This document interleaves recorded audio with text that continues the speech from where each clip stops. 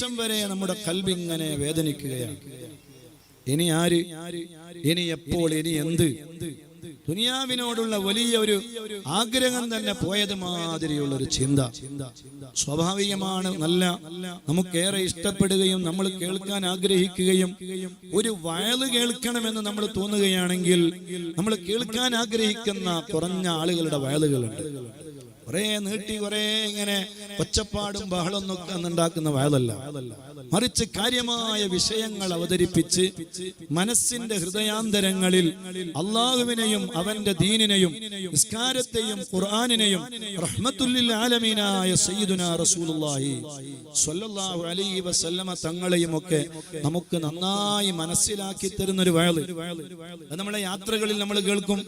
നമ്മൾ രാത്രി കിടന്നുറങ്ങാൻ വേണ്ടി പോകുമ്പോൾ ഒരു വയൽ ഇങ്ങനെ കേട്ടിട്ട് നമ്മളിങ്ങനെ ഉറക്കിലേക്ക് പോകട്ടെ എന്ന് വിചാരിച്ചുകൊണ്ട് നമ്മൾ കേൾക്കും. പ്രധാനപ്പെട്ട എന്തെങ്കിലും ഒരു വിഷയത്തിൽ നമ്മൾ പഠിക്കാത്ത എന്തെങ്കിലും ഒരു നല്ല അവതരണമോ വിഷയമോ പഠിക്കാനുണ്ടെങ്കിൽ അത് വേറൊരാളിൽ പഠിക്കണമെങ്കിൽ അങ്ങനെ ആരെടുക്കൽ നിന്നാണ് നമ്മൾ പഠിക്കുക എന്ന് നോക്കി അങ്ങനെ കേൾക്കുന്ന വയലുകൾ ഉണ്ടാകും. അങ്ങനെ കേൾക്കുന്ന കുറെ വയലുകളുണ്ട്. അതിൽപ്പെട്ട ഒരു വയലാണ് ബഹുമാനപ്പെട്ട പേരുടെ ഉസ്താദിന്റെ വയല്. അള്ളാഹു ഉസ്താദിന് ദീർഘായുസ്സ് കൊടുക്കട്ടെ, ആഫിയത്ത് കൊടുക്കട്ടെ. ഡോക്ടർ ഫാറൂഖ് നഈമി ഉസ്താദിന്റെ വയല്, അതൊക്കെ നമ്മുടെ ഹൃദയാന്തരങ്ങളിൽ അള്ളാഹുവിനെ കുറിച്ചും മുത്തു റസൂലുള്ളാഹി തങ്ങളെ കുറിച്ചുമുള്ള ചിന്തകൾ ഉണ്ടാക്കി തരുന്ന വയലുകളാണ്. അക്കൂട്ടത്തിൽ ഞാൻ ഏറെ ഇഷ്ടപ്പെട്ട ഒരു വയലാണ് ബഹുമാനപ്പെട്ട മസ്ഊദ് സഖാഫി ഉസ്താദിന്റെ വയല്.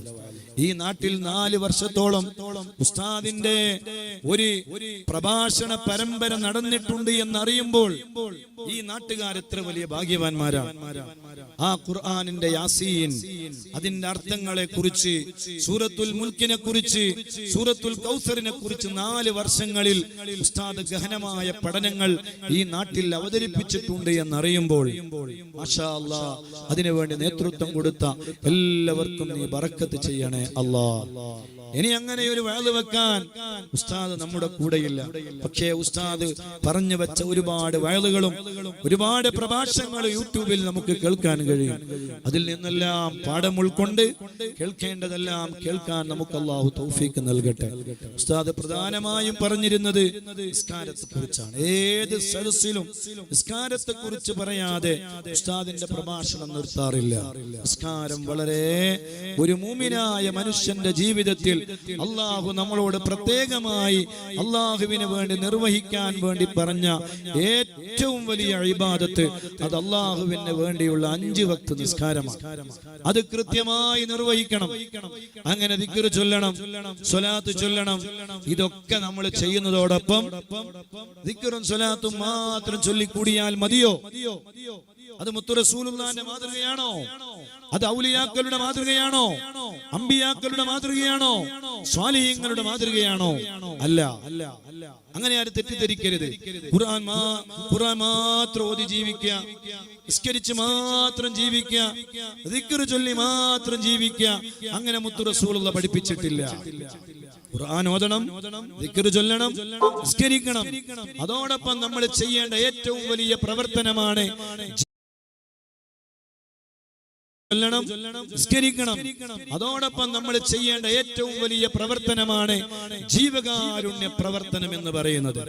അതാണ് സ്വാന്തന ഭവനം.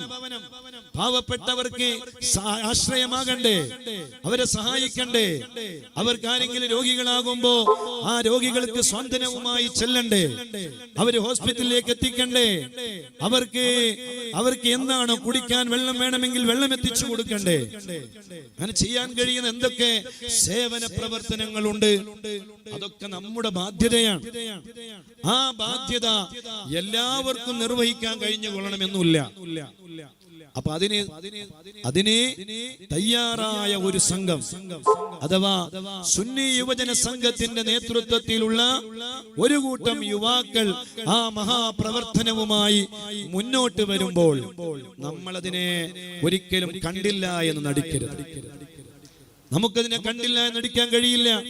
മരിക്കുന്നതിന് മുമ്പ് ഞാൻ എന്റെ നാട്ടിൽ ഏറ്റവും നല്ല സ്വാന്തന ഭവനം ഉണ്ടാക്കി, അതിനുവേണ്ടി ഞാൻ സ്വതക്ക കൊടുത്തിട്ടുണ്ട്, അതിനുവേണ്ടി ഞാൻ സഹായിച്ചിട്ടുണ്ട് എന്ന് മനസ്സറിഞ്ഞ് പറയാൻ കഴിയണം.